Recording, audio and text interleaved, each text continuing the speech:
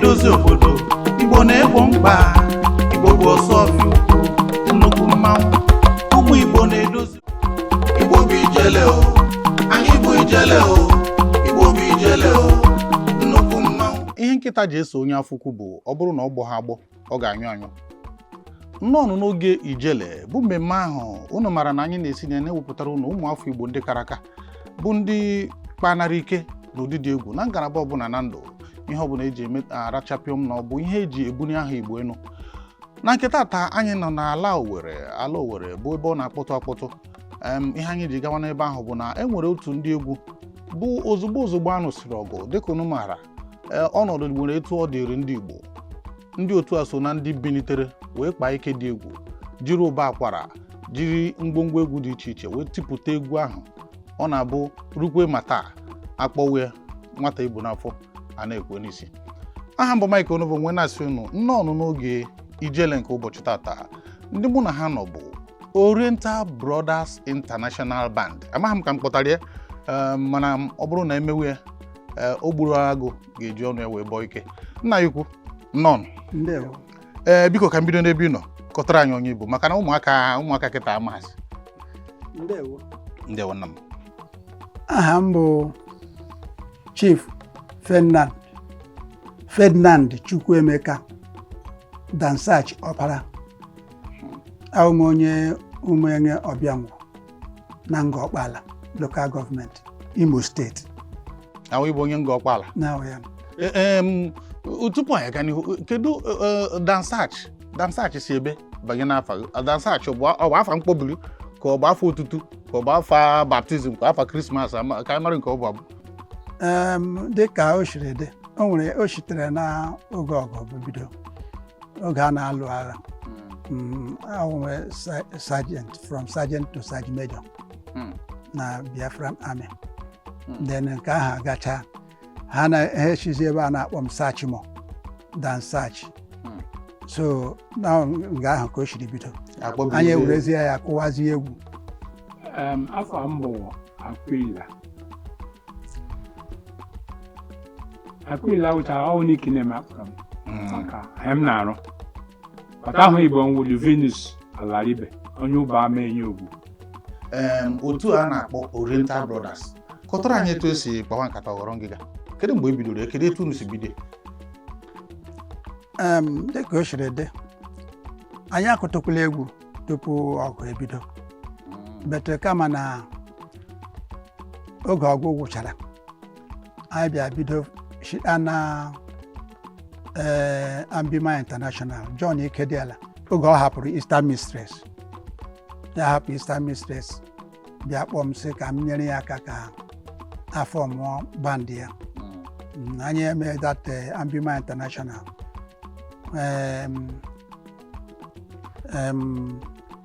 Anyị ebido mgbe ahụ,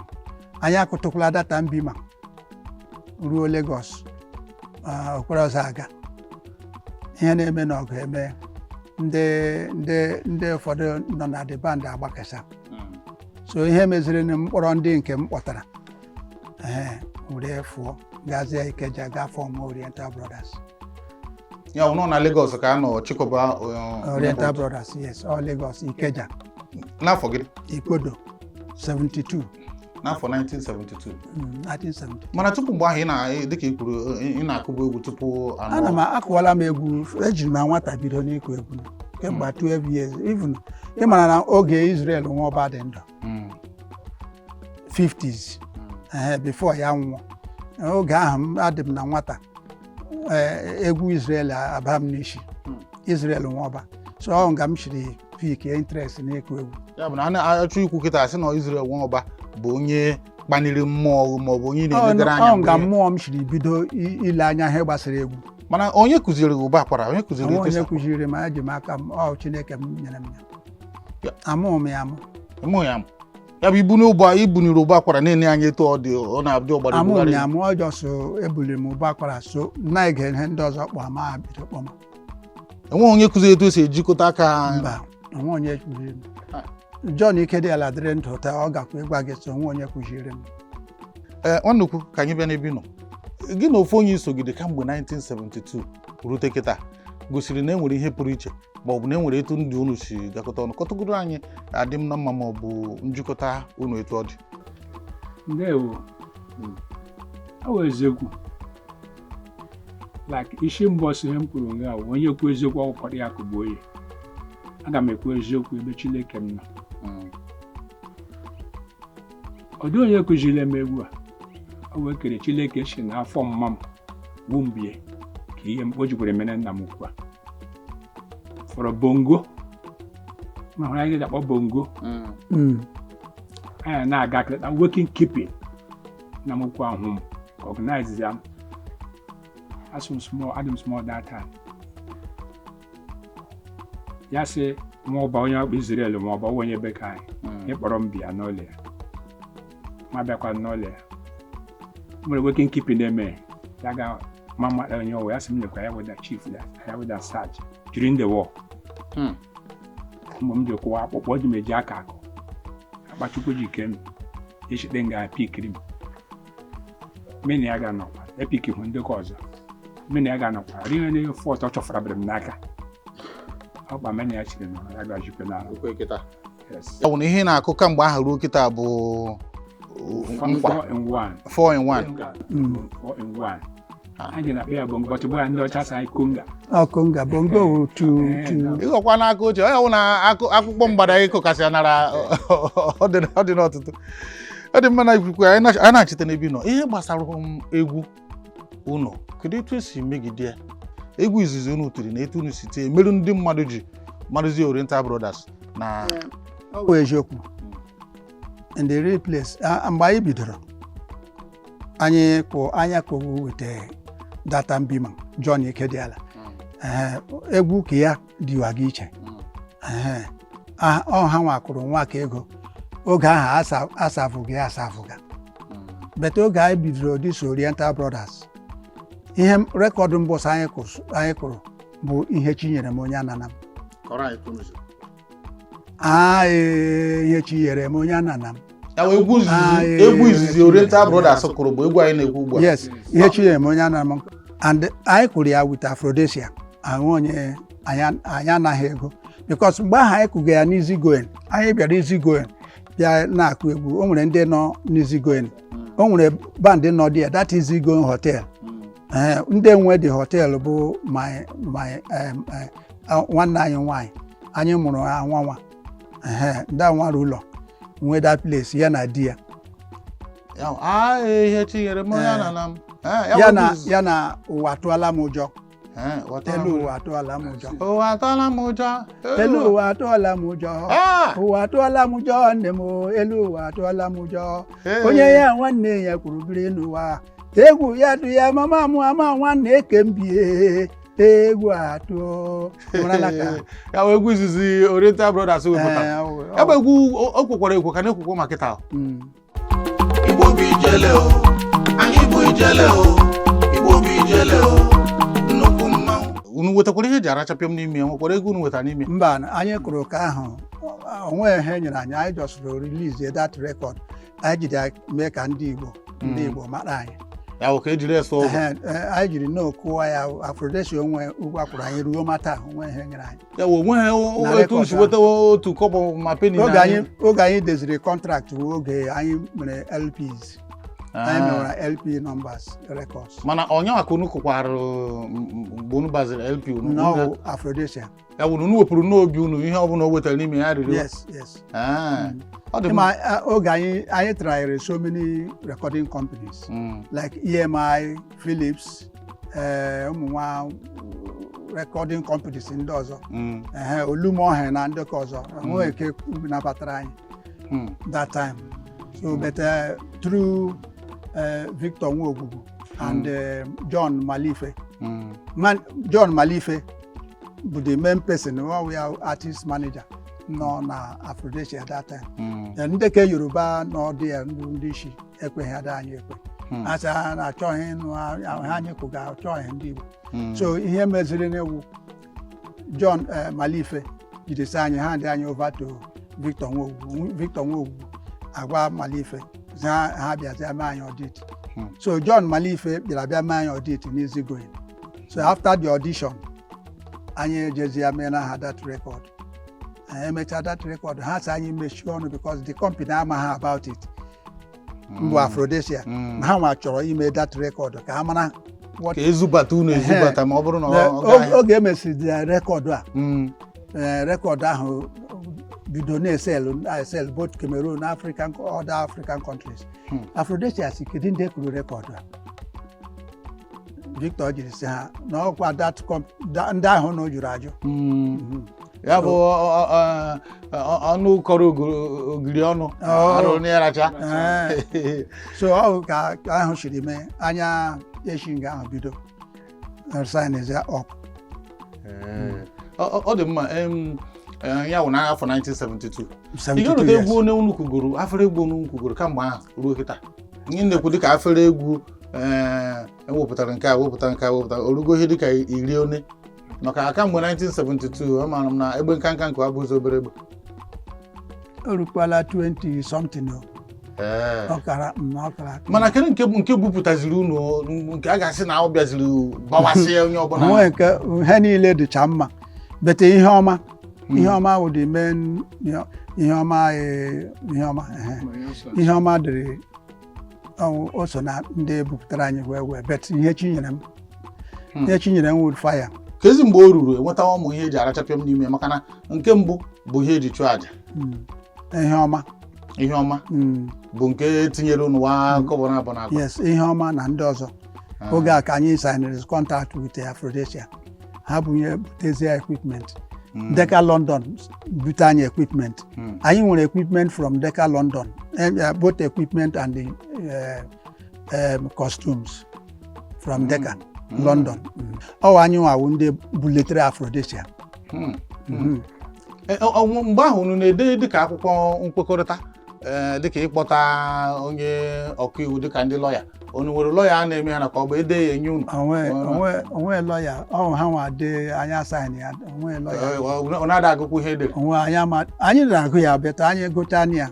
anyị ahapụ sign ya mere ha anyị Igbo bụ ijele o anyị bụ ijele o Igbo bụ ijele o nnukwu mmanwụ ego ole ka a na-akwụ unu mgbe e bidoro rewe dịka afere egwu dịka enwe nke a na-akpọrọ ya 25 kobo 25 kobo per plate from 25 to 50 kobo ọ ka na 50 kobo ruo tata onwe onye kwazi anyị ụgwọ onwe onye kwụada anyị ụgwọ onye na-erezikwa ya ka ekwe na-etosi eri eke ndị erege ya n'anya ma ndị erege ya na Afrodesia eburula ego ha laa onwe ndị erege onwe ndị anyị hụrụ rege ya gara akpa eji erege ya na ịntanetị ọnụ na-enweghị ike isi na ihe akwa mbọ anyị gbara ka a mara etu a ga-esi napụta agụ ihe oju n'ọnụ maka anyị ma na ndị ahụ ebe ọ bụ na Afrodesia ewepụ n'aka na ha na onwe ha nọghịzi Naịjirịa ma mụ na Afrodesia gara kọt ka anyị na-achịta o nwere oge mụ na ha gara kọt oge Okoli bidoro market wa the record Okoli music na Okoli music ọ nwụọla na Okoli bidoro mewa the marketing bịa gwa m that na ya the marketing si ya okay ị na market ị ga-akwụwazi anyị the royalties ya kwete o bidola market wee Afrodesia gbaa ya akwụkwọ gbaa ya nwa ka ọ gbaa unu gbaa ya nwa akwụkwọ oge ha gbara ya akwụkwọ ya gwa ha that na nyere ya the authority to market it then ha oge m jiri bata n'ime that okwu oge Afrodesia ahụ hụziri m ike agwụ ha because they know fully well that record bụ my making or my own so until ekpechaa na court ikpe ma ha court agwa ha that na m the rightful owner of those numbers. Ya were ikpegburu ha na court ha yes ekpegburu ha ekpegbuola ha the first one after 3 to 4 years ekpegbuo ha tinye appeal anyị ejekwa appeal ekpegbukwa ha ya bụ n'ọgụ onwe ya bụ egwu yes enwere m the akwụkwọ enwere m akwụkwọ case ya lawyer mana enweghịzi etu isi ewetawa ụmụ ihe si na ya pụta enweghịzi ihe pụta because Okoli apụtala small that thing anyị jiri jee case ya mere ego ya dị then the remaining now ekwu m ụgwọ ya wụ problem nwa onye kwuru ya up till now Igbo bụ ijele o anyị bụ ijele o ijele o nnukwu mmanwụ. kedu etu ọ dị maka mgbe ahụ ka a na-afụ ndị egwu dịka ndị akọnogoro dịka ndị femfe ndị bụ nọ ọ nabatara etu ihe anyị na mba no ịma mụa I'm a technician I'm a mechanic by profession then oge nna m switchiri na-emezi this music my parents they annoyed I like ya esinikiri m esiniki wee pụọ so wa John Ikedela ọsọ ka ị gbapụrụ esinikiri m just for hapụ that business oge m na-arụ anọ m with this thing na 44 Mbise Road ebe anyị nọ na-eme bido after the war ka m gbakwa mechanical work so but my parents bịara wee iwe si why m jiri hapụ ọrụ si mba ka m gaa nyere nwanne m nwoke aka otu aka m chiri music siri bụrụ. kedu ndị bughị ụzọ nọrụ n'egwu ị na-enekwasị anya mgbe ahụ dịka ndị a maara amarụ tupu ị na-abata? ndị a maara amara ndị anyị maara mgbe ahụ Rex Lawson na Ọsadebe na Celestin Ukwu ndị ahụ ndị anyị maara other musicians ndị ọzọ anyị ama ha bidoro ebido Picos nọkwa enwekwara Picos that time but Picos na anyị na ha aha ha ọ dị mma nna ikwu ka ebe n'ebe nọ kedu ihe ị na-emebu tupu ị baa n'egwu isoro ndị a chụkwara ọsọ zupụrụ ezupụ wee banyere ihe gbasara egwu? Thank you. Mana nwoke m ahụ m gwara gị n'isi mbọsọ asị gị enweghị m nne mma m nwụrụ juru ndebe Chineke eduo m makwa Chineke ji gọzie m pịapịawa m mejichi ike na-akụ nwangelenge echi m ebe ebido bịachi ebe a na bongo from bongo mma m nwụrụ anwụ my mom nwụrụ anwa mbe maga na-akụ egwu ahụ from weekend keeping mana nna m kwa aja amụ nne unu na-aba anya kịta na eche etu unu dị mgbe unu ka dịwa apịọm na ihe eji mara ndị egwu na ije ụmụ nwaanyị kedu etu ọ dị na mbido ihe anyị ma bụ nke dị kịta mana amaara m na ya bụ ihe ọ bụghị tata ka o bido kedu etu unu na ije unu na ụmụ nwaanyị na ụmụ ihe ngafe ihu na-eso ndị egwu mgbe ahụ? Ọ wee eziokwu ịmara na ya na Oriental Brothers ụmụ nwaanyị ji ekwo eji ekwo ịma na egwu eji acha akị dịka onye ṅụrụ mmiri ma onye ṅụrụ dịsi goofu egwu baa gị n'isi ị na-amadị ihe gbasara ụmụ nwaanyị ndị niile ahụ bịaga egwu ahụ ọwụ ime ha entertain ịhụ gị nọrọ na steji na-ahụ na-ele ha anya hụ movement ha obi a na-atọ gị anya na-elede ha anya so mere ihe dịka ụmụ nwaanyị beta ha na-eso anyị nwere ike dị 7, 8, 5 na-esogharị gị beta ọwụ na ya mgbe aha anyị bidoro ọnọghị ọdụ anyị alụọ nwaanyị kpa m na ogbu na akpọ m ụmụ 10. ofu nwaanyị mụtara ụmụ 10 ọwụ otu nwaanyị alụrụ m nwaanyị kembụ ya mụọ nwa agwa ya adịghị m mma ihe jere nọrọ onwe ya ma lụọ ka abụọ nke abụọ abịaruo kpata rikichi okwe dị izu ike na-akụ egwu ibu na ya wuru otu ya bịara na o nwere ndị egwu chọtara m ọ gaghị ekwe ndị ahụ ya sị m bịa gere m eke and the most important thing a musician like mkpọma guitar inside the room achọghị m nobody idisturb m ya bụ na ọghọta ha na ihe anyị na-eme dị Chineke m ke awụ trouble even enwere m ike na-akpọ ụba that same time ọ hụrụ ndebe ya bụ amanye gị na ya na-aga ahịa si ya na ya wụrụkpa jee ndị ụlọ ụwa gị but ke mụ na ya bi na kemgbe ọ bịara ka mụọ na ụmụ 6 ụmụ m ndị ọzọ ya mere ụmụ m ji ezuo 10 so ụmụ m dị 10 na ndị anọchaghị ma ndị nke nwaanyị nke izizi na nke bụ anọchaghị ha niile makwara dịka nna na-abịarute na-eme na mụ na ha nọ nọcha yes ọpara m na-akụ egwu na ọ na-akụkwa egwu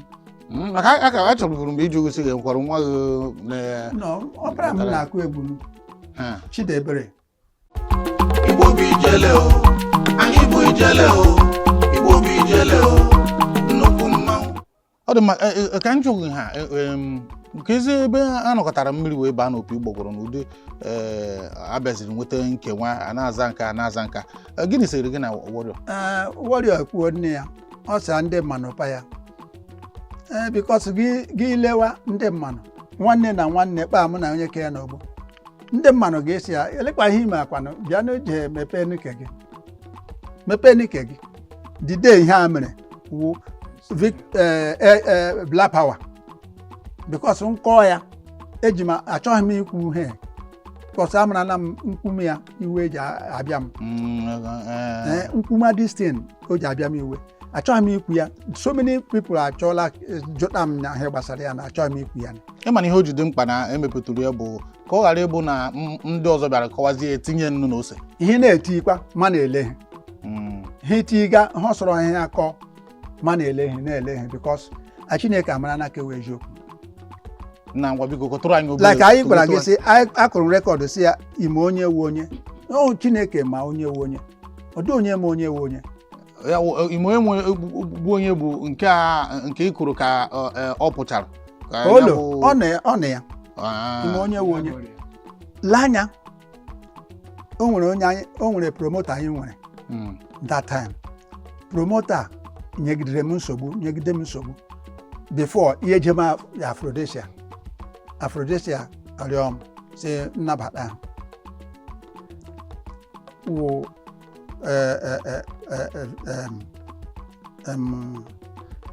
black power Godwin ihe a na-achọ ọ hụ onye brekiri Warrior ọ hụkwana onye ireje mee plan bịa n'ụlọ m bịa bukuo m Bini Sapele Warri Onitsha Friday Saturday Sunday Thursday Friday Saturday Sunday mebukuo ya hoping that na ọ bịara ama m that na-eme na ha plan ọ dị ka kiyo emere eme ama m na-eme na ha plan onwe mgba mkpa n'obi na ọnwụ ihe eji imene ha bịa n'ụlọ m eloduo instrument the whole instrument tinye ya na bọs loducha move Warrior gwara ha sị nwa para instrument bịawa na ụlọ ya bịa kpọrọ ya na moto ya adịghị mma enwekwa m that idea ọ gwara some boys mimesa ahụ ma ndị ka ọzọ nọcha ha evuru that instrument jewe ebe ka ya menwekwana hope that na ọ ga-apa moto ka ya na-agaje Bini anyị ga-akụ Bini that Thursday Friday anyị akụ Sapele Saturday Warri then bịa Onitsha close Onitsha Sunday jump na Festac Hotel ọ kpa ahụ jiri ma apalie hoping that na ndị band ejela in the morning ha para instrument move the whole group ya baa na moto jeba asachala m ahụ jikere para moto move oto Bini ruo Bini that same evening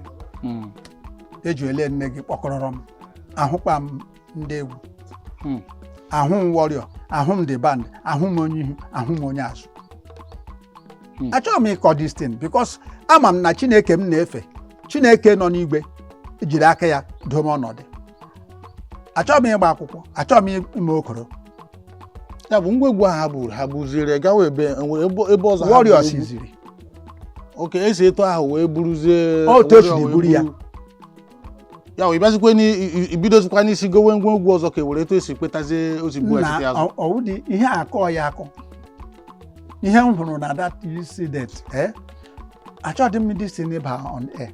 ọwụ only thing m na-akwubila kemgbe ahụ ihe a mega I didn't want to say it achọghị m ikwu ya because ahụ na m ihe niile ụmụnwa ọnụ ndị akpaja na Facebook ekwu oke ahụ o mere kwara nke America don't want to say it because amara na nsa Chineke ejila aka ya doo ọnọdụ. Chineke ejila aka ya gboo mkpa ahụ. Etu a ka ma ngwongwo egwu ma ihe niile si ma moto ma instrument ma ihe niile warrior evuru ya. kezi mere mgba Onwe ihe mere lata ejere m n'ụlọ ha papa ya were egbe onwe si da Satch fụọ from here ya wu onye na-ama ka egwu shiri bido ọma mgbe nwa ya shiri n'aka m bata ọma mgbe m jiri kpọrọ warrior ọma ebe m shiri kpọta warrior akpọrọ m warrior through Agaracha one boy Agaracha from Umuoye Okuru hụ onye no I don't like to say this. Ma the Okuru voice ya dị too tiny. Agaracha bịa nga anyị ṅụga mmanya na aba like this sim elekpa anyị gaje emekwana ka olu Okuru a na ọ dịghị ka ọ sound out in that John. Si ama anyị chọrọ somebody anyị nweta somebody ọ dị olu ya dị mma on this chorus side. Si aga m dị happy ya si nọ akwanụ nwa nzo obi na si ama m onye ọ ya si m oke m nye ego ya je kpọta that boy ya oso anyị kwuwe egwu na m ga-ịhụ ya ka anyị shiri kpọta warrior but lee ihe o mere at the dying minute ọpụna ahụhụ niile kpamjiri kpụọ ya jee from here to Lagos na everything it was ọ na-enye m no respect anya na-eme ihe niile na-abịa but eruola ebe ya perform o jiri filie Igbo bụ ijele o, anyị bụ ijele o, Igbo bụ ijele o, nnukwu mmanwụ. Ụmụ Igbo na-edozi obodo, Igbo na-egbo mkpa, Igbo bụ ọsọfịa ukwu, nnukwu mmanwụ. Obodo ọbụla ị bịara ma ịfụ inwe afọ Igbo nwanne m gbanagakwa na ndụ adịghị ya. Obodo ọbụla ị bịara abịa ma ịfụ inwe afọ Igbo enyi m gbanagakwa na ụzọ adịghị ya. Etu ọbụla ọ dị Igbo anyị bụ akwa ugo ka anyị jigharịa ka anyị jigharịta ka anyị natazịa ka anyị dozie obodo anyị. Igbo bụ ijele o, anyị bụ ijele o, Igbo bụ ijele o, nnukwu mmanwụ. Igbo bụ ijele o, anyị bụ ijele o, Igbo bụ ijele o, nnukwu mmanwụ. N'ezie ha anyị nwere mmadụ, Igbo anyị nwere mmadụ ndị na-agba mbọ mebe obodo. Igbo anyị nwere ijele ndị na-eme ka obodo makarịa onye echefu naanị Igbo. Eziokwu anyị nwere mmadụ